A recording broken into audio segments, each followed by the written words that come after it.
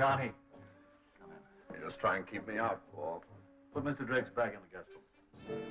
Well, Delighted to see you, Johnny. Good of you to go out of your way to come here. anything for you, Paul. Well, least you can do is offer me a drink.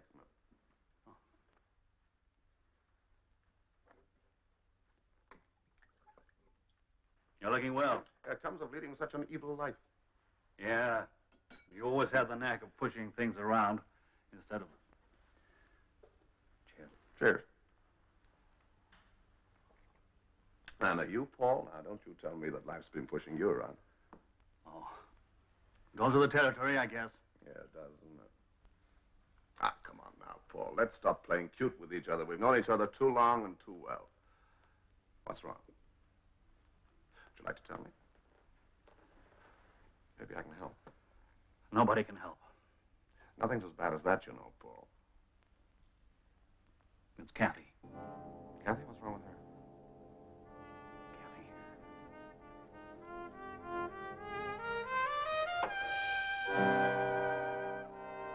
You're left alone with a little girl. You tried to be both mother and father to her. Give her love, affection, understanding. Suddenly, what happened? It's my fault. It must be my fault. Somewhere I failed her.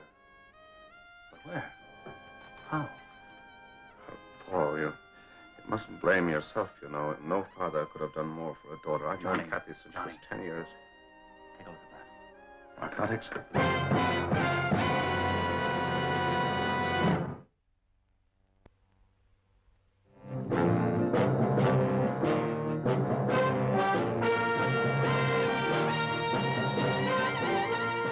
Every government has its secret service branch. America, CIA, France, Deuxième Bureau, England, MI5. NATO also has its own. A messy job? Well, that's when they usually call on me, or someone like me. Oh, yes. My name is Drake. John Drake.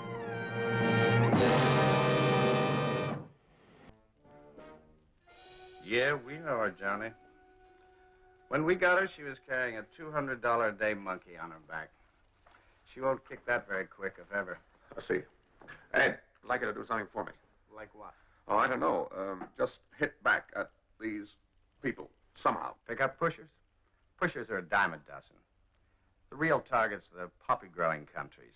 The raw opium base. Eldura's the trouble setter. Yeah, but surely their government must control the growth and sale of poppies, opium. Control it. They encourage it.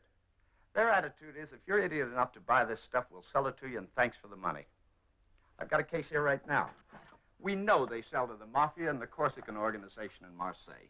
The government sells direct to mobsters. 90% of it comes into North America, into the veins of kids like Kathy. And nothing you can do about it. We knock off a shipment once in a while. We know it's a drop in the heroin ocean. We've been trying for a lot of years to get the wholesalers to buy from Eldura. No dice. Ed, you're hamstrung politically, but you know that I sometimes do things which are, let us say, just a little unorthodox. Now, if I get caught, it's entirely my lookout, but I promise you that I won't embarrass Uncle Sam. When you get to Eldura, look up this address. Sandy Lewis.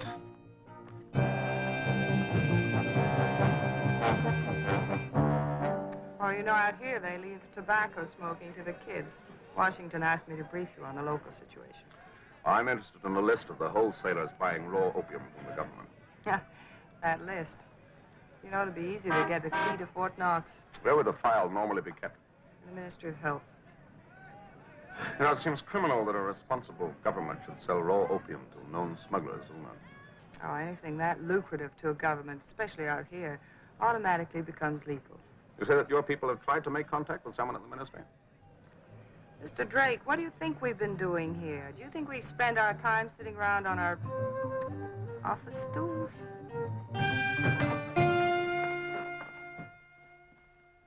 They told me to make quite sure you were comfortable, Mr. Drake.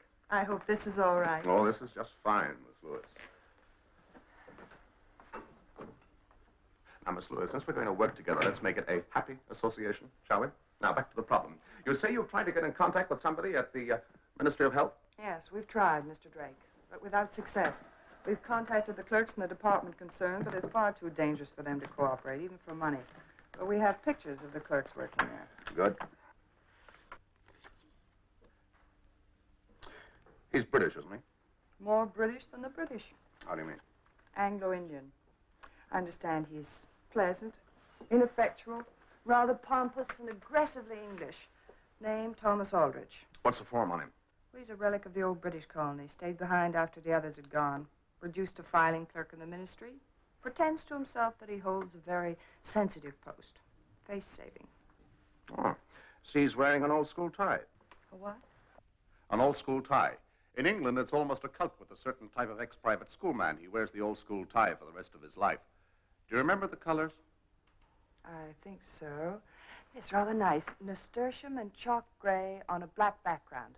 I know them. Southminster, one of England's top schools. Is there a library in the town? Oh, just the old one the British left behind when they moved out. Couldn't be better. Would you be kind enough to get me out a yearbook on the English private schools? Come on, let's go over that last bit again. Who founded Southminster School? Oddly enough, Sir William Southminster. Date? 1462.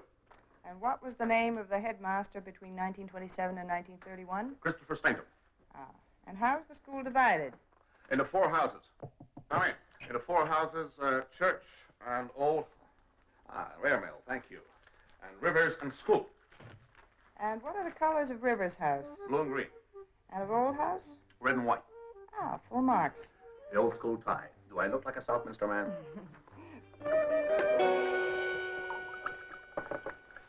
Thank you. You sure he's coming in? Certain. Hamid tells me he comes in exactly 3 minutes past 1 every day.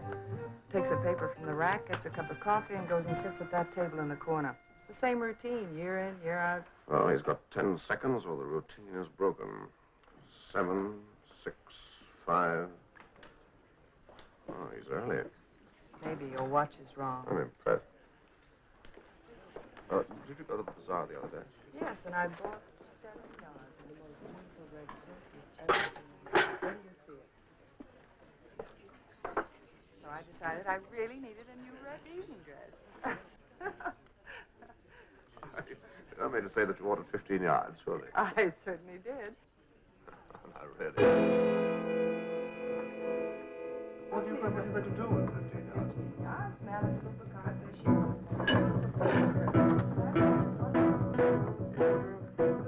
crocodiles, you know, if it goes over one shoulder and then... What? Forgive me for intruding. Excuse me if I introduce myself. Yes, what can I do for you? My name is Aldrich, Captain Aldrich. Yes? Oh, good gracious, darling, are you blind? Look, he's wearing an old Southminster tie. Good heavens. You didn't go to the old school, did you? My dear fellow, by all that's wonderful. Why don't you Do join us. Yes, of course. Well, what a coincidence. Oh, what year? I left in 31. Oh, long before my time. I'm terribly sorry. My name is Drayton, and this is my wife. I can't tell you how delighted I am to meet you, Mrs. Drake. How do you do? And you too, sir. This is a great occasion. Well, what are you drinking? Well, I don't. Oh, now, come, as you said, Well- it's a great occasion.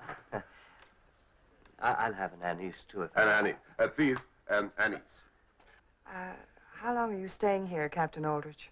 Oh, I live here. Oh. Yes, I'm with the government now. Oh, yes, how very interesting. What do you do? Well, let's call it a position of trust, shall we? Ah, yes. I understand. I knew you would. Have you been back to the old school lately? No, not for years. Great days. What house were you in? River House. Colors, blue and green. What house were you in? Old house. Colors, red and white. That's right. Great days. Tell me, Captain Aldrich, why have you never gone back home? Well, the climate, it no longer suited my wife, you see. Sorry, After so I'm many... late, Thomas. Oh, my dear, allow me to present Mr. and Mrs. Drake, my wife. Pleased How to do meet you you. do? How do you do, Mrs. Aldrich? Won't you sit down and join us? All right. Now, tell me, Mrs. Aldrich, what are you drinking? No, thank you, Mr. Drake. Imagine, my dear, I was sitting over there waiting for you, and I saw Mr. Drake's tie. The Southminster. How very nice for you, my dear. It's been so many years since he's last spoken to someone from his...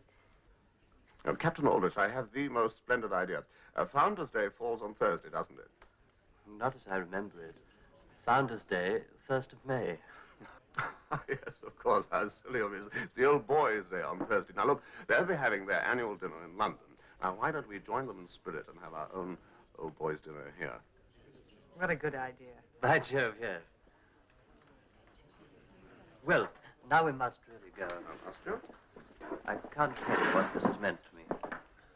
Well, Thursday it is then, at 9 o'clock, Hotel Measloo, and the party's on me. Goodbye. Goodbye. Nice to have met you, Mrs. Aldrich.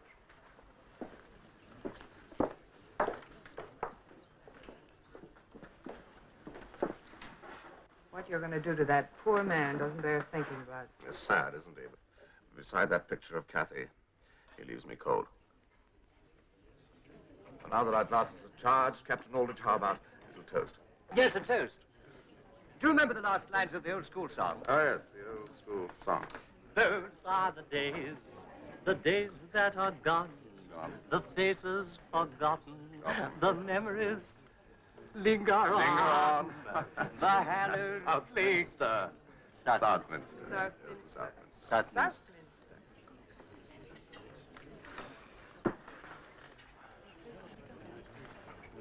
I can't understand you, Captain Aldrich. A man of your spirit and initiative. You must find the Ministry of Health deathly dull. No, indeed I don't. I hold a post of great trust. They couldn't do without us in the old days, and they can't do without us now. Why, old Farsi, the minister, hardly makes a decision without consulting me. Really? Well, if you wield that much influence, you're just the man I want to speak to. Really? Oh, yes, you see, I'm here on business, and my firm is thinking of putting in a bid for this new hospital construction. Oh, yes. Now, under the old Chums Act, you would like to tell me what the rival firms are bidding, would you? I prefer to think you're joking, old man. Well, I said under the I couldn't Chums possibly Act. tell you that. I hold a post of great trust. Well, here is my minister, Fawzi Effendi. This is a very great pleasure. Allow me to present my very good friends, Mr. and Mrs. Drake, and, of course, you know my wife. Who is he? I'm Captain Aldrich. I think he's a clerk. Yes, a clerk in agricultural files. That was very rude. Won't you sit down? Captain Aldrich. No background. No background at all. Quite right. I have the most splendid idea. Why don't we all go back to my hotel and have brandies there? I think we'd find the atmosphere a little more congenial. Yes. How do you? Shall we freshen up in here, Mrs. Aldrich? While the girls are away, how about a brandy, eh, Aldrich? Now, about that contract, you know, my company, an English company, mark you, will bid lower, the ministry gets the job done cheaper, and everyone benefits all round. Any arguments against that, Aldrich? No, I suppose not. And mark you, it will be actually you who's helping the ministry. £300,000. That's the low bid.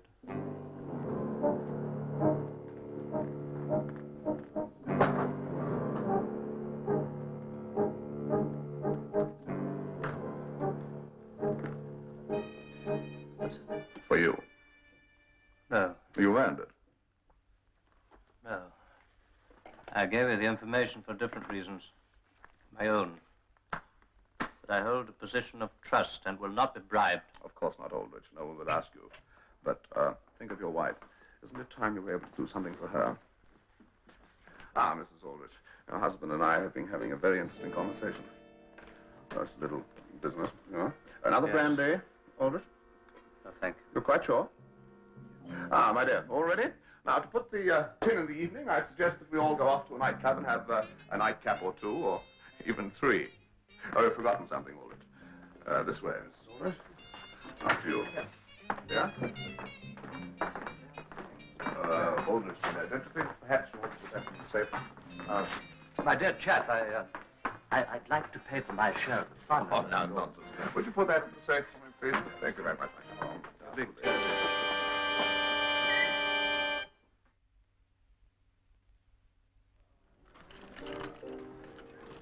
Good evening, Miss. Good evening. You remember my husband, Mr. Drake. Of course, this way.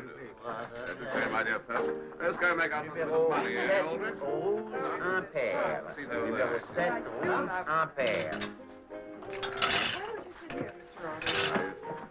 That's right. Drake, if I'd known, I would have brought some cash. So not to worry, my dear fellow. It can all be arranged. You recognize Captain Aldrich of the Ministry? His credit is good? Of course, sir. Of course. Vite vos yeux. Place your bets, ladies and gentlemen.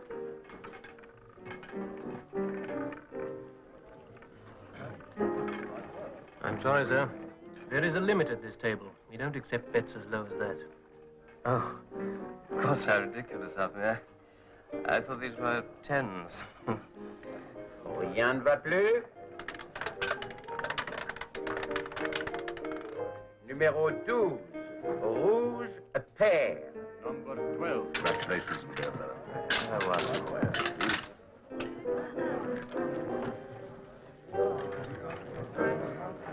Vite vos yeux.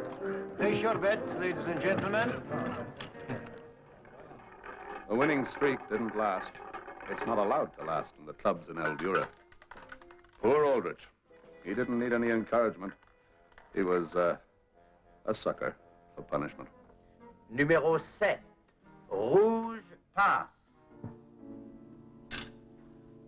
Rien ne peut plus. No more bets, ladies and gentlemen. Mesdames et messieurs, les jeux sont finis. Ladies and gentlemen, the play is finished for tonight. You must be tired, Mrs. Aldrich. I'll drive you home. Thank you very much. Hard luck, my dear fellow, but it was fun while it lasted. You can't win all the time, can you? You are leaving, Mr. Aldrich? Your account?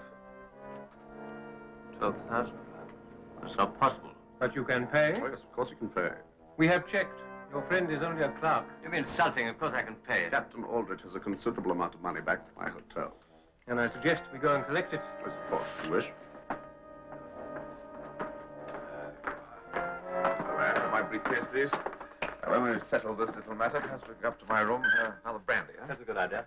Good. Just to the day. Thank you very much. Now, if you'll just give me my bill, my good man. I'll soon settle it. Very funny. What the devil's happened to my money? My dear chap. Fendi, it has been in the safe all the time. You see this?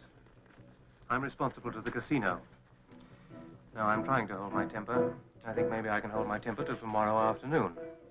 If it isn't paid by then, sometimes my temper frightens even me. I don't understand what happened, my dear chap. Here, Drake. It must be the clerk. He must have stolen it. It's up. I think the best thing is we send for the police, huh? Police? Yeah. No, look, I can't do that. You see, a briefcase full of money. I'd never be able to explain Let's go up to my room and talk about it, shall we? Well, somebody at the desk must have exchanged the newspapers for the money. I don't know how it happened. I'll look into it, of course, but it will take time. I'm afraid that's one thing that man won't give you. What am I going to do? Well, you could ask your friend, Mr. Fawsey of the Ministry, for a loan. No, I couldn't possibly do that. It's sticky, isn't it? Of course, I have a friend who might be able to lend you the money. My dear chap, I couldn't possibly borrow from a stranger.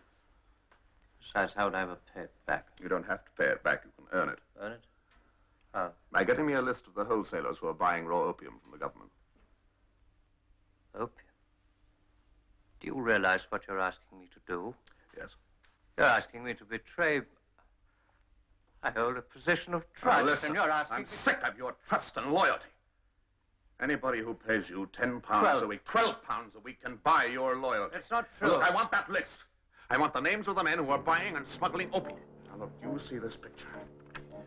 How old do you think she is? 55, 45, 30?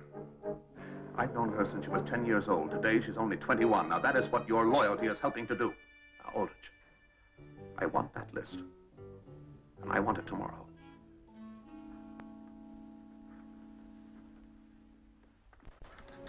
Yes, sir? That Englishman, the clerk, what's his name? Aldrich, Captain Aldrich. I want him in here at once. Yes. Now, give me files. Files. Send Captain Aldrich to Mr. Fawsey's office immediately. Did you have a nice evening, sir? No, I got indigestion. Hello? gone into the private room. What's he doing in there? Get him out of there. Fetch him to the telephone immediately. I saw him last night with a stranger. Champagne, caviar. Seemed to be enjoying himself. I don't like it. He's what? He's left the building? What? Give me that telephone.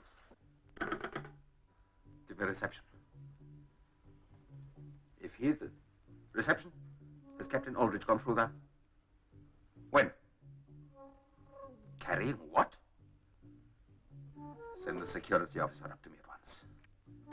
He's left the building carrying a file from the private room, agricultural statistics. Don't you worry about these files, Aldrich. We'll get them back in time, and nobody will ever even know they've been touched.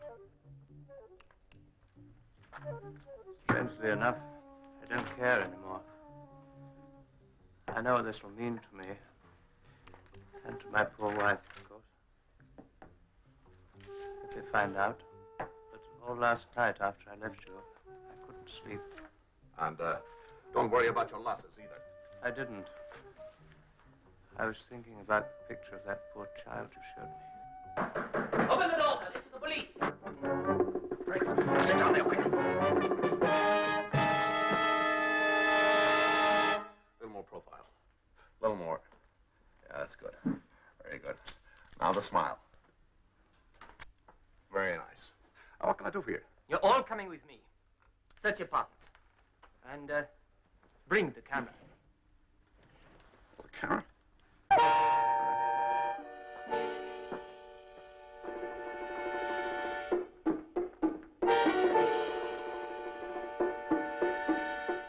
And so you were just taking the lists home to work on them, hmm? That is not unusual. Camera. And this too is not unusual? Come now, Captain Aldrich, surely you can think of a better story than that. Oh, that's his story. And yours too, Mr. Drake. You, of course, were not photographing the list with this camera, hmm? No, I was not. No, you were just taking some pictures of your friend, Major Aldrich, to sell to the tourists in the Medina's risque postcards. Yeah, charming. Yes.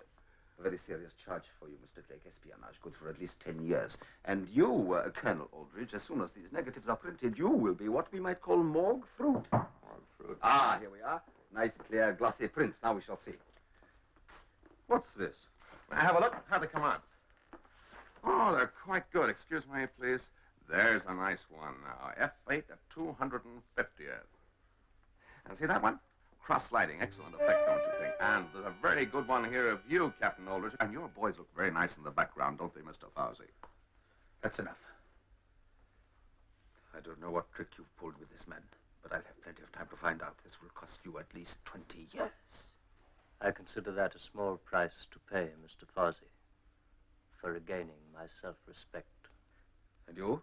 You will leave the country within 24 hours. Oh, come now. If you had any real affection for me, you'd make it 12. But before I go, I'd like to have a talk to you about the new hospital that your ministry is building. What about the hospital? I believe that the lowest bid put in for construction is 300,000 pounds. 440,000. Wait outside. Captain Aldrich, remember we were having that chat the other day? Didn't you just happen to mention that you knew that the lowest bid had been put in by a French company for 300,000 pounds? I did.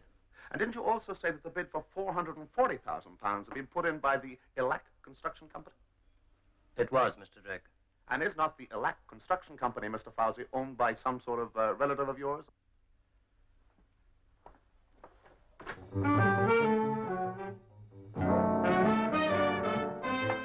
You will leave the country with him in 24 hours.